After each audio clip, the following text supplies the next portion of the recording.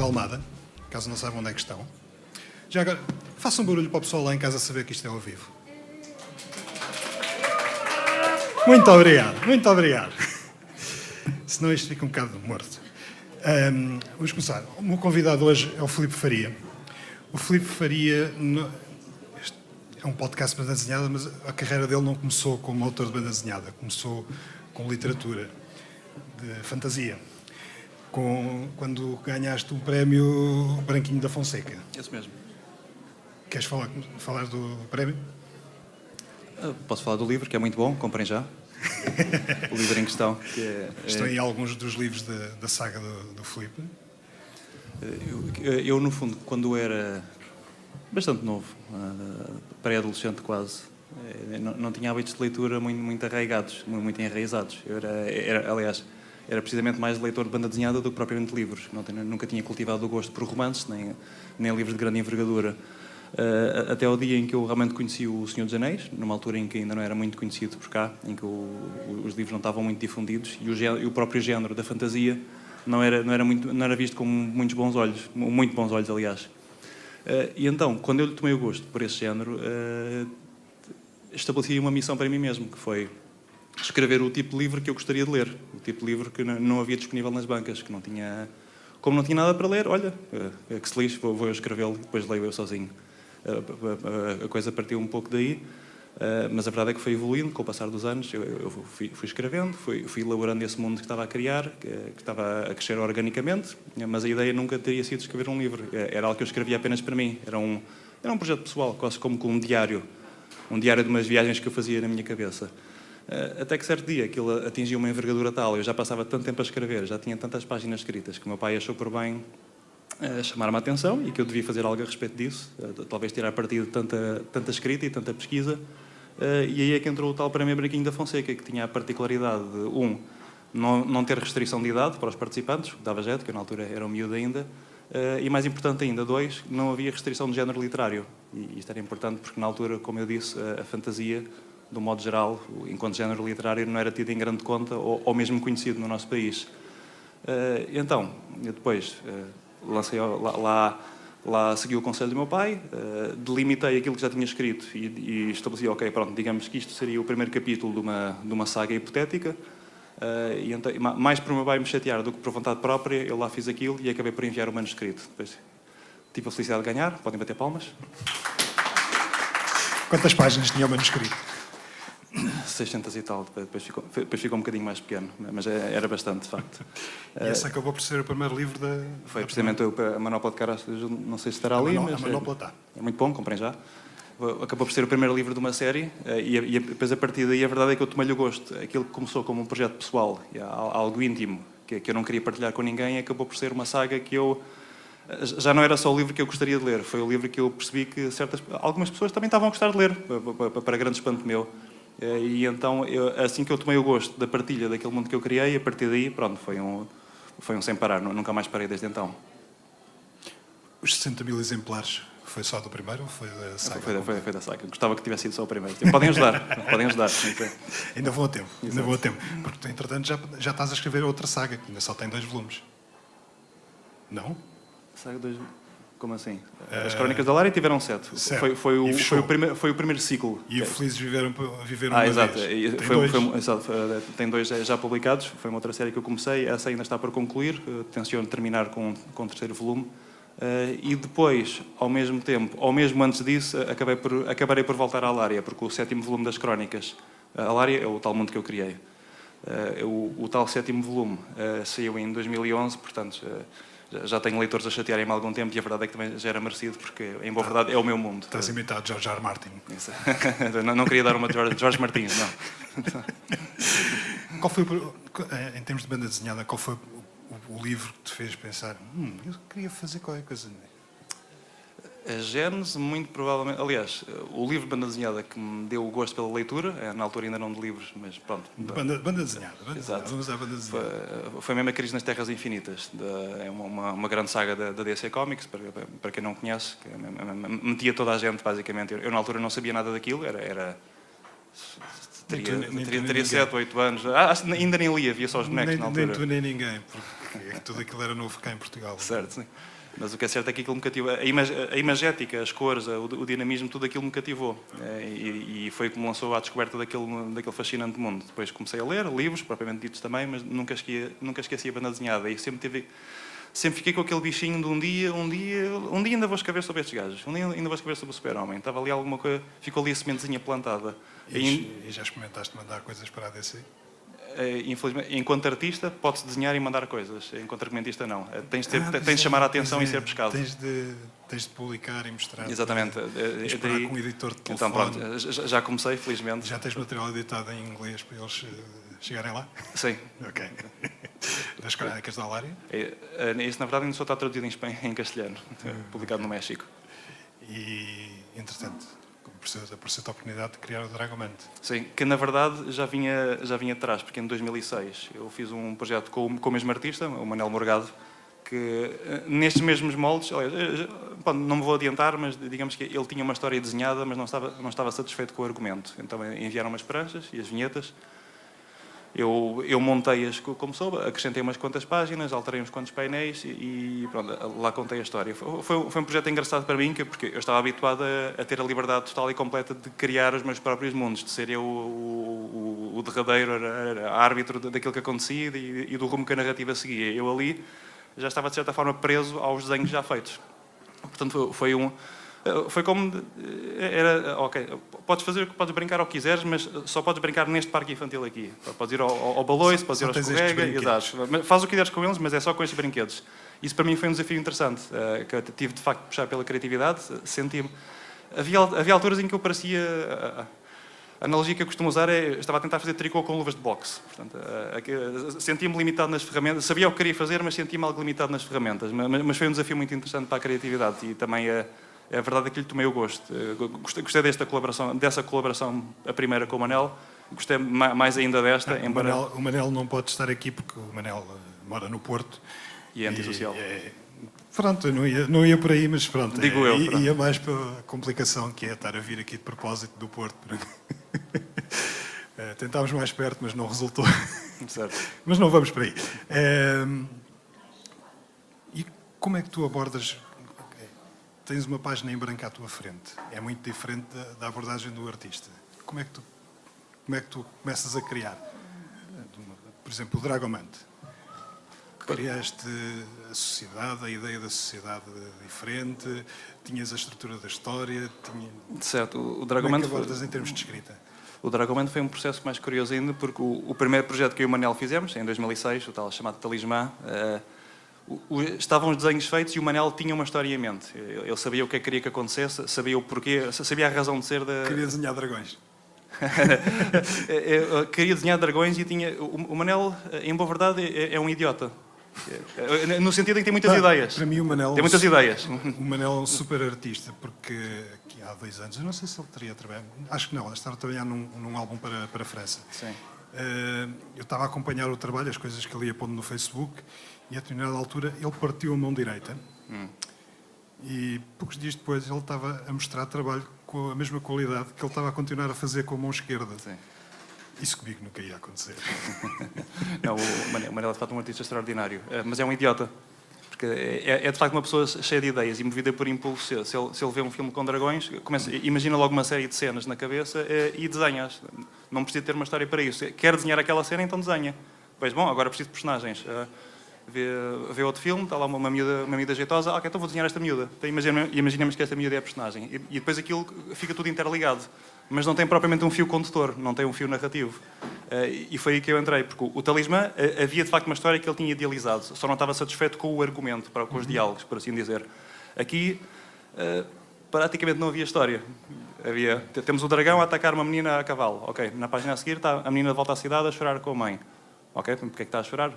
A mãe ressentiu-se de alguma coisa? O dragão fez-lhe mal? Assustou-se?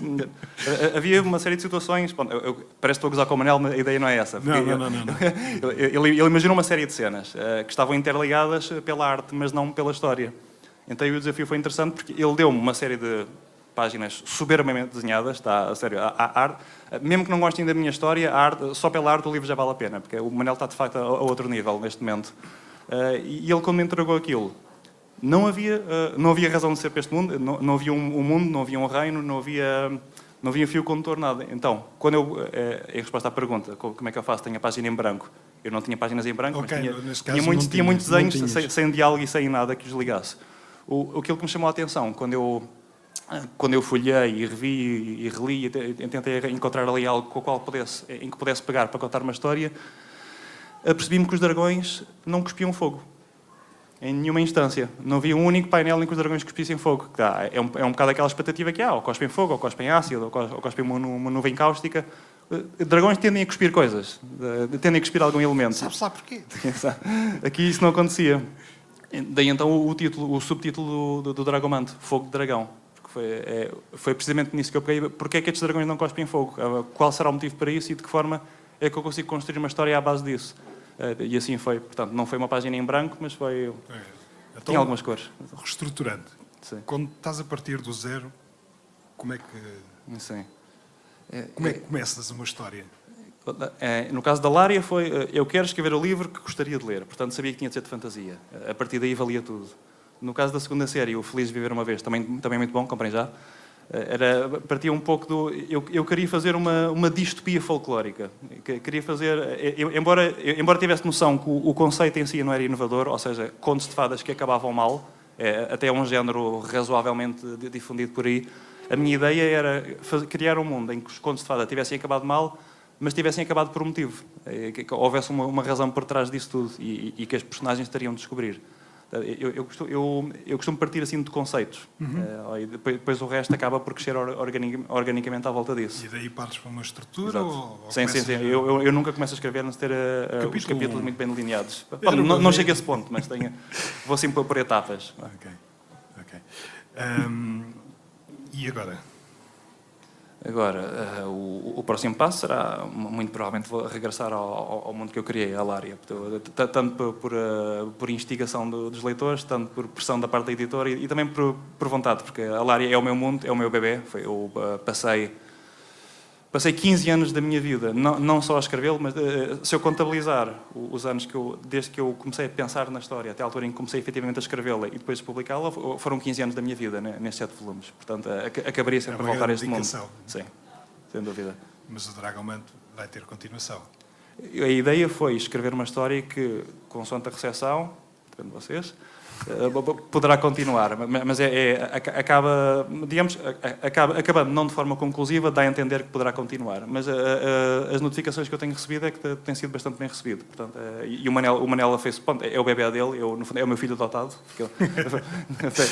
Ele é que eu criei, mas... Eu já li, tenho tudo para poder continuar, e acho que é apelativo sem chegar a falar da arte do Manuel, que é fantástico. Sim. Mesmo em termos de história, eu gostava de saber mais do que é que parte daqui, aquele final.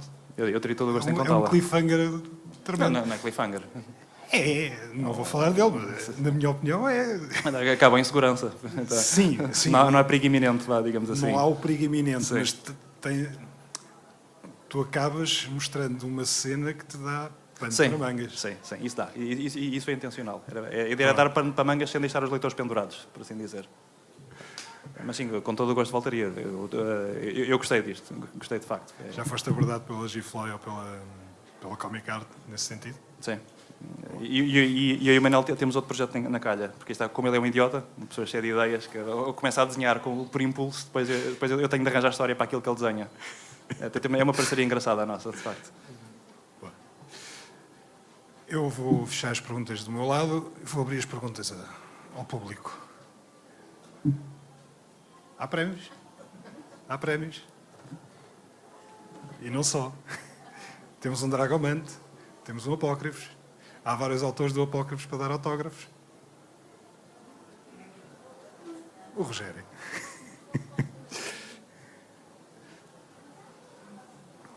Olá, boa tarde a ambos. Estavas a contar um bocadinho, pegando no teu início da Manopla até hoje, e estavas-me a fazer lembrar um bocadinho agora por causa do último filme do Tomb Raider, uma montagem que eu vi com a imagem da personagem no primeiro jogo e agora, no último jogo. Ou seja, o avanço gráfico aí, nesse caso. E estava-me a lembrar, se vais voltar à Alária, para mim é quase como se fosse a comparação entre essas duas imagens. Tu, hoje em dia, para além da maturidade, todas as influências que eventualmente foste desenvolvendo desde esse momento até agora, como é que tu te vês então agora a voltar a esse mundo com toda essa bagagem adicional? A palavra que eu mais tenho usado hoje acho que foi desafio. E nesse sentido será um desafio interessante, porque eu tenho plena consciência de que quando eu comecei a escrever Alária, pronto, era um adolescente. Os primeiros volumes são forçosamente um pouco pueris nesse sentido. Só por curiosidade, que idade é que tinhas quando escreveste a primeira? Eu comecei a imaginar aos 12 e a escrever aos 16. E acabei de escrever bem aos 19. O primeiro volume? O primeiro volume, sim. Portanto, foi um longo processo. Então vai ser muito interessante e um grande desafio para mim regressar a essas sementes que eu inadvertidamente plantei ao longo dos 7 volumes e tentar agora sim contar uma história. A outra era a história que eu gostaria de ler. Esta já estou a escrevê-la com consciência que é uma história para ser partilhada. E já tenho noção da expectativa. Agora, antes havia só a minha expectativa, eu escrevia aquilo para mim, não queria saber. Agora, claro que em primeira instância escrevo sempre para mim primeiro, mas tenho agora consciência que há leitores, há toda uma... Em modéstia à parte, há quase que uma geração que cresceu com as Crónicas da Alária, que acompanharam as personagens, que se afeiçoaram a elas, que me insultaram por e-mail quando eu matava algumas, que aconteceu, desculpem.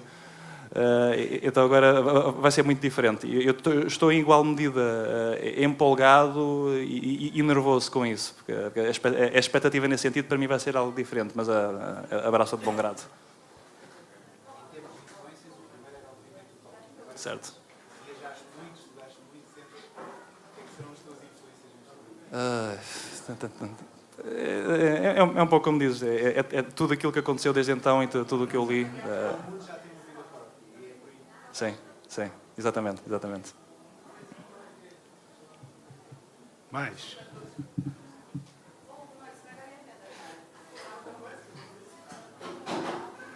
Diz-me uma coisa, tendo em conta que este tipo de projeto, dada a dimensão, toma conta completamente da energia criativa que se tem, etc., nunca te sentiste tentado a fazer uma coisa completamente diferente em termos de temática, sair do teu registro? E eu pergunto isto porque, não sei, acho que com um volume de trabalho destes, se calhar há de ter havido um dia ou outro, não sei, se terás pensado, bom, agora vou pegar numa história, muitas aspas, realista, fazer uma coisa completamente ao lado. Ocorreu-te, tiveste tentado, o mais provável é se calhar dizer, olha, não tenho tempo, dado o volume de trabalho que provavelmente tens, mas nunca sentiste essa pulsão, vá. Alguém aqui não sabe que foi eu que escrevi a Leopoldina e a Ordem das Asas. Então. Não. Eu também não vinha referência nenhuma. E se calhar é melhor assim. Não é o momento do qual mais me orgulho. Mas a pergunta é perfeitamente pertinente, porque eu comecei com a fantasia, porque está, foi o género com o qual eu aprendi a ler e é aquele que ainda hoje é o que mais me estimula a nível criativo. E a fantasia tem essa vantagem de ser um género que, por definição, não impõe quaisquer restrições a quem o escreve. Agora é verdade, sim. Eu passei 15 anos em Alária, depois segui daí para uma distopia folclórica de contos de fadas que acabavam mal, e também tinha fantasia, e sangue, e vísceras, e violação à mistura, tudo um pouco. A verdade é que, embora o registro fosse diferente, não deixava de ser fantasia. Depois também escrevi uma obra que eu gosto de considerar ficção histórica bastante ficcionada, que se passava na Idade Média na Islândia e que me metia deuses pagãos e cristianismo e frades franciscanos, uma grande salgalhada histórica, mas que também tinha aquela sementezinha de fantasia. Depois a Leopoldina, enfim, convenhamos, é uma avestruz bípede, portanto também não estará tão longe quanto isso da fantasia, mas foi para mim um registro bastante diferente. O Dragomante, fantasia o Talismã, fantasia foi. Escrevi um conto uma vez para a Gulbenkian, numa edição comemorativa do tal Prémio Braquinho da Fonseca.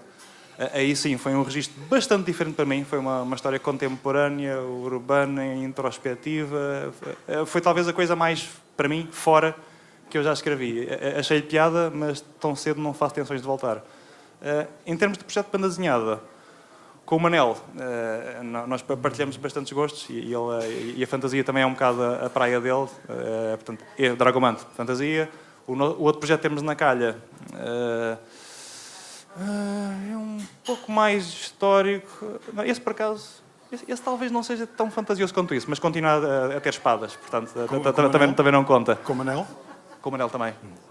E há um ainda que eu tenho na calha, que foi abordado pela G-Floy para tentar algo, precisamente, perguntar se eu não teria interessado em algo diferente. E a verdade é que eu tinha uma ideia acerca da qual, de facto, não vou poder delongar muito, mas essa sim será a resposta para a pergunta, porque não é fantasia.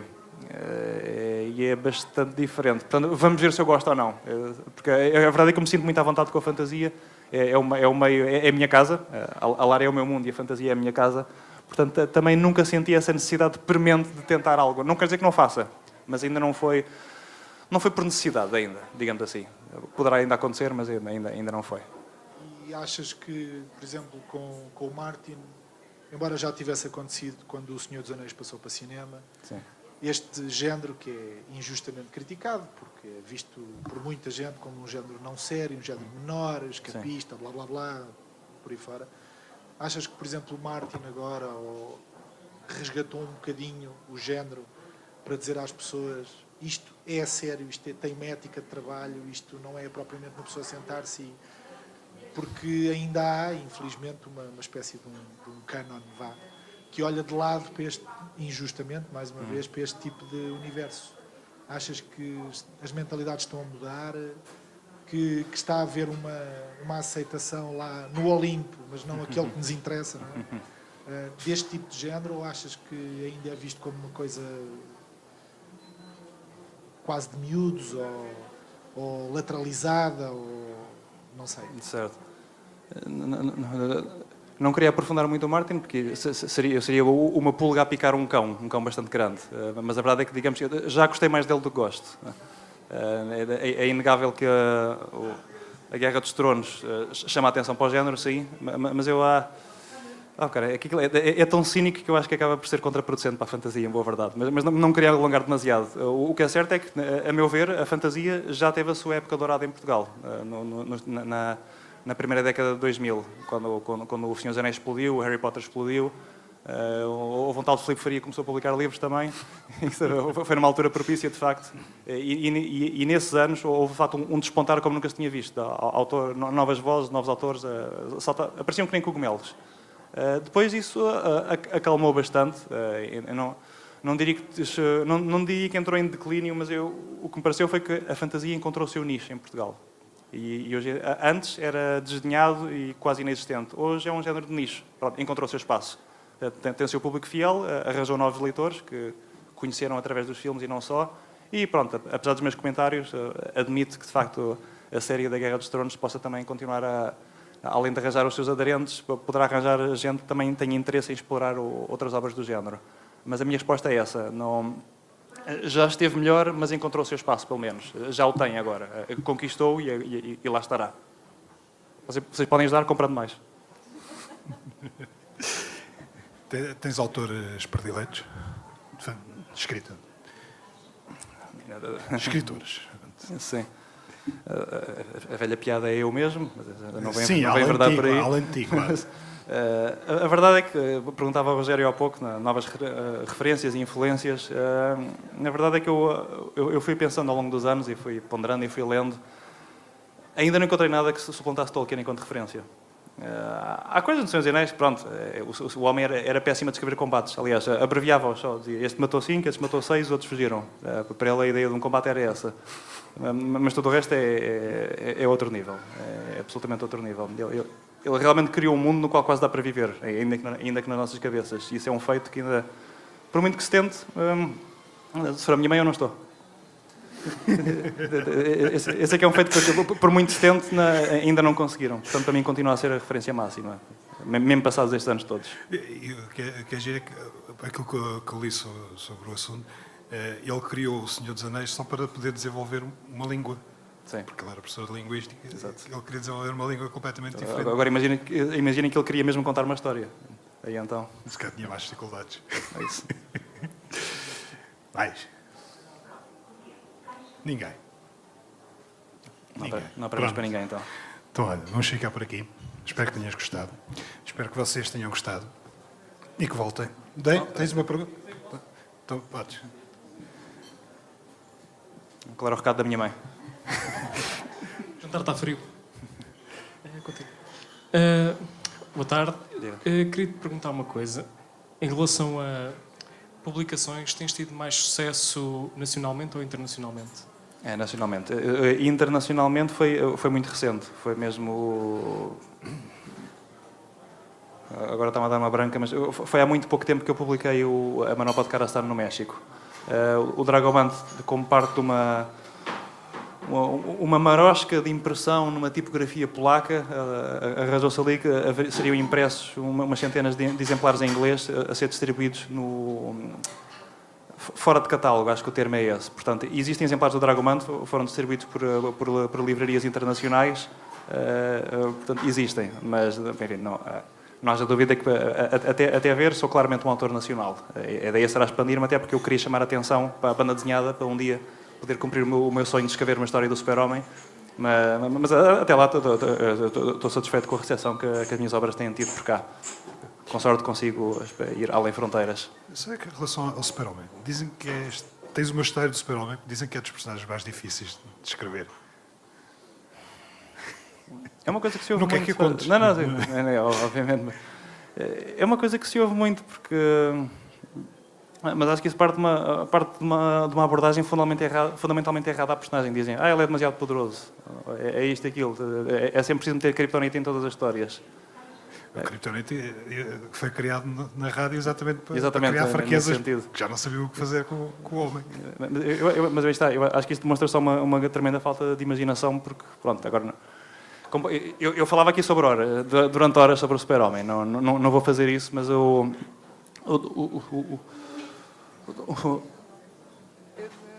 agora estou a tentar articular para não me descair demasiado e não começar com um grande discurso. Não é essa a ideia. É que De certeza que há muitas histórias para contar. Caso contrário, o Brian Michael Bendis não ia pegar no Super-Homem. E a partir de julho vamos ter um Brian Michael Bendis a escrever o Super-Homem mensalmente. A minha ideia é destorná-lo, em breve. Cowboy. Porque o Super-Homem para já tem o complexo de Messias por excelência. Ele vem de um mundo destruído. Claro que, entretanto, sobreviveu a prima, sobreviveram os vilões, sobreviveu o cão, sobreviveu o gato. À medida que os anos foram passando, afinal descobriu-se que havia uns quantos. Mas a ideia sempre foi ele ter sido o último. Portanto, ele obrigatoriamente sofre de um complexo de Messias. Ele não só quer salvar o mundo que o adotou, como estaria disposto a tudo para isso. Porque ele quer salvar toda a gente, mas não pode fazê-lo sem se tornar aquilo contra o qual ele luta todos os dias. Porque a única forma de salvar todo o mundo inteiro é controlá-lo. É ser um ditador totalitário. Não permitir que ninguém faça nada que seja perigoso ou ponha outros em perigo.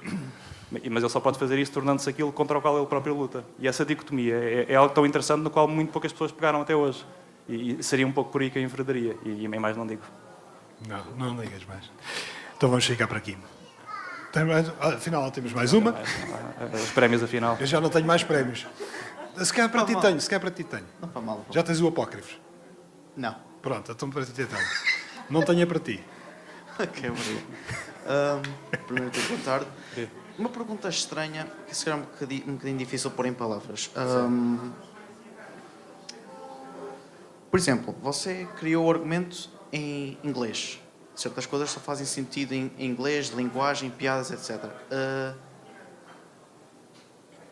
Como o livro teve que ser publicado cá em Portugal, teve que alterar a linguagem para português. Desculpa, a que livro te referes?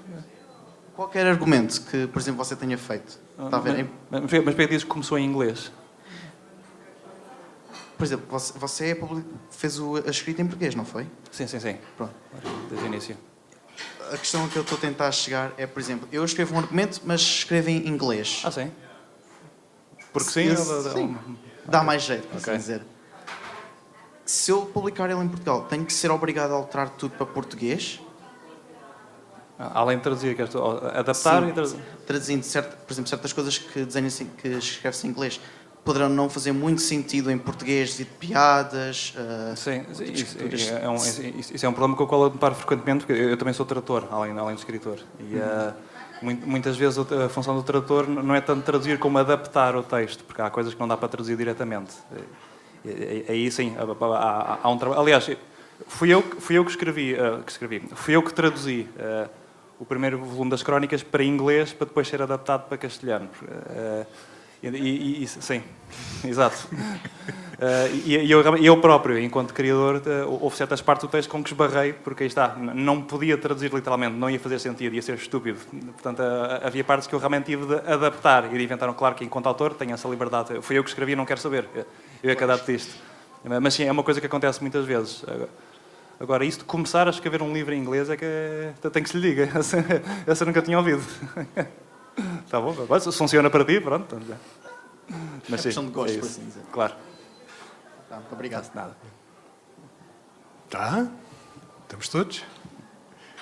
Ok, pronto. Então é desta. Muito obrigado a todos por terem vindo. Obrigado. Muito obrigado a todos por terem participado. Um grande obrigado ao Filipe. E pronto, cá nos encontramos para a semana com o Miguel Montenegro. Espero que também possam estar presentes. Obrigado.